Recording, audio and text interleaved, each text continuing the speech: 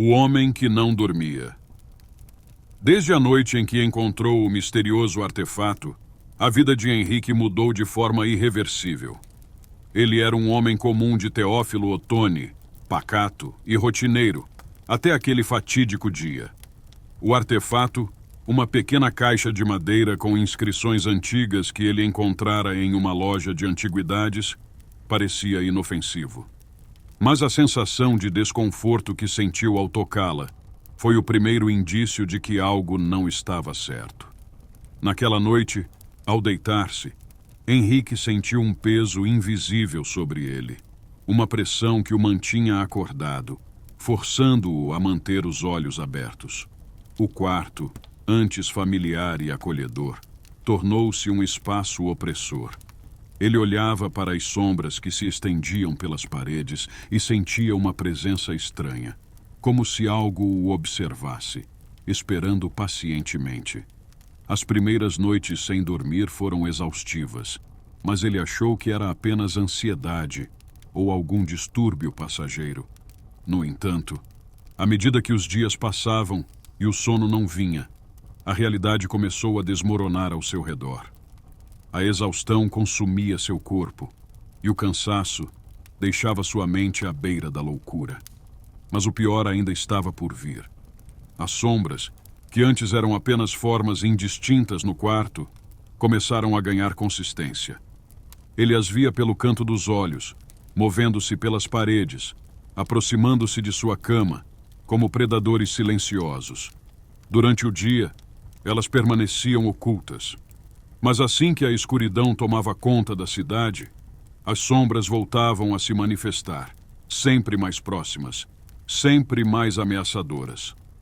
Henrique percebeu que a privação de sono estava alimentando algo além de sua exaustão. As sombras pareciam se fortalecer à medida que ele enfraquecia. Ele tentou de tudo: remédios para dormir, álcool, chá de ervas, mas nada o fazia adormecer. As sombras sabiam disso. Elas o vigiavam, aguardando o momento certo, alimentando-se da sua incapacidade de descansar. Com o passar das semanas, Henrique quase não reconhecia mais seu próprio reflexo. Olheiras profundas marcavam seu rosto. A pele pálida e os olhos esgotados refletiam a insanidade que crescia dentro dele. Ele não conseguia mais distinguir o real do imaginário. As sombras tornaram-se figuras grotescas, de formas distorcidas e olhos brilhantes, que se moviam com uma malevolência silenciosa pelo quarto. A cada noite, elas se aproximavam mais.